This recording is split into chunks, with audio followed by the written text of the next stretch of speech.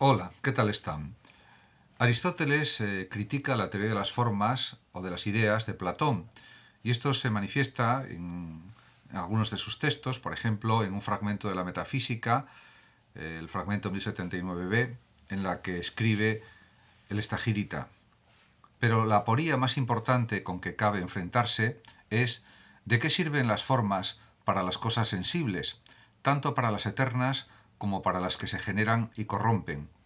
Desde luego, no son causas ni de su movimiento ni de cambio alguno suyo, pero es que tampoco prestan auxilio alguno, ni en orden a la ciencia de las demás cosas, no son, en efecto, su entidad, si lo fueran estarían en ellas, ni respecto de su ser, toda vez que son inmanentes en las cosas que de ellas participan.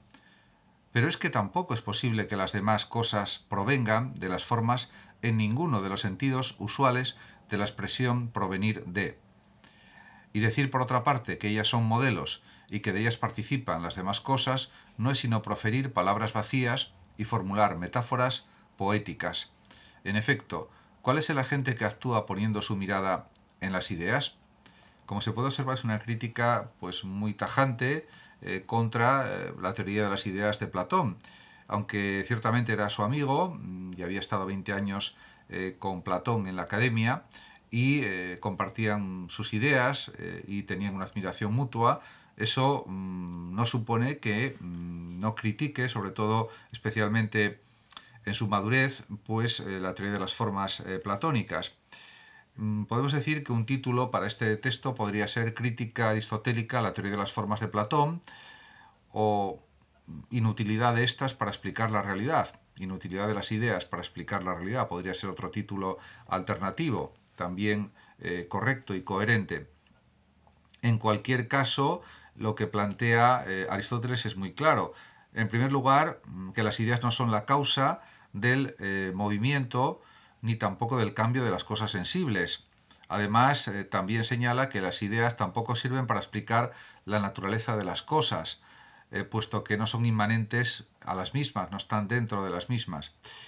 Además, también se puede decir que las cosas no provienen realmente de las ideas, porque no hay ninguna explicación o no hay ninguna causa real y efectiva que sea observable de que las ideas son las causas de las cosas. No hay una evidencia empírica de tal cosa. Por otra parte, habría que preguntarse cuál sería la causa agente, diríamos, de las ideas. Por todo esto, Aristóteles está convencido de que es solo una manera poética de hablar sin un contenido real y efectivo, observable, empírico, en definitiva.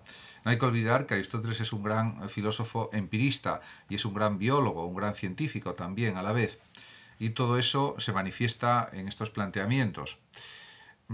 Por tanto, si hubiera que pensar en cuál es el tema principal que se discute en este texto y qué solución propone, pues claramente rechaza el mundo de las ideas de Platón como forma de explicación también del mundo natural o de las cosas materiales y pues por otra parte insiste en la universalidad del conocimiento científico y en su necesidad. Por otra parte, considera que las formas trascendentes, o sea, las ideas, son inútiles porque no sirven para explicar el cambio y el movimiento, ni tampoco para entender realmente la naturaleza de los seres sensibles, tanto si se trata de los que son eternos como de los que son corruptibles.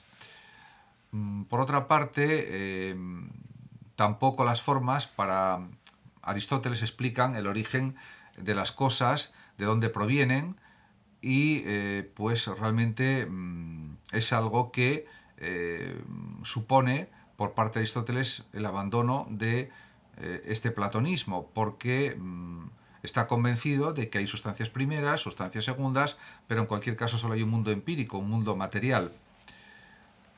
Si pensamos qué relación hay entre el texto y la teoría aristotélica del cambio, pues se puede afirmar que él desarrolla su propia conceptualización de lo que es el cambio, el movimiento, y afirma de una manera rotunda Aristóteles que las formas no son causas ni de su movimiento ni de cambio alguno de la realidad.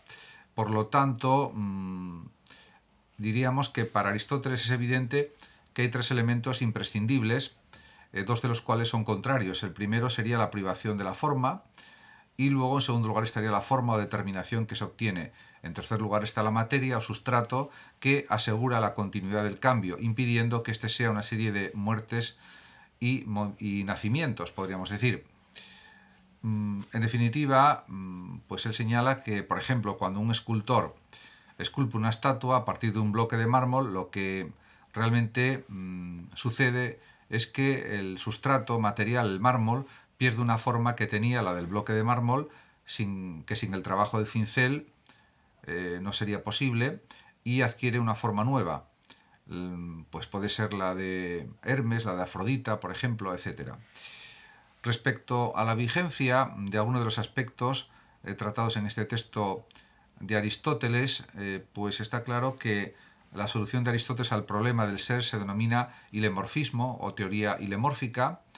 Supone dos conceptos fundamentales, materia y forma. La forma en griego es morfé y materia hile, de ahí el término hilemorfismo.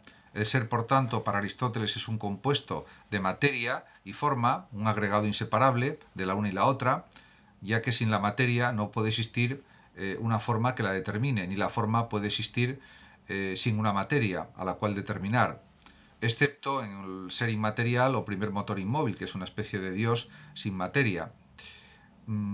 Esta teoría, bueno, pues ya en parte tiene pues su sentido real, no solamente lógico, y podemos decir que también, según Aristóteles, hay tres tipos de saber: el saber productivo, la poiesis, el saber práctico, praxis, y el saber teórico, teoría. Además, para él, el saber teórico o contemplativo se divide en tres ramas: la física, la matemática y la filosofía primera o metafísica.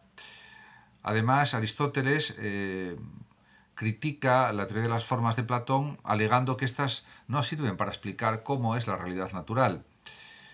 En este sentido, la ontología de Platón y Aristóteles son claramente diferentes. Platón habla de un mundo inteligible, un mundo de las ideas, y un mundo sensible, cuerpos materiales. En cambio, Aristóteles habla de un mundo supralunar, región celeste, en la que hay movimientos circulares y uniformes, éter o quinta esencia, y un mundo sublunar, que sería la región terrestre, en la que hay movimientos irregulares y los cuatro elementos.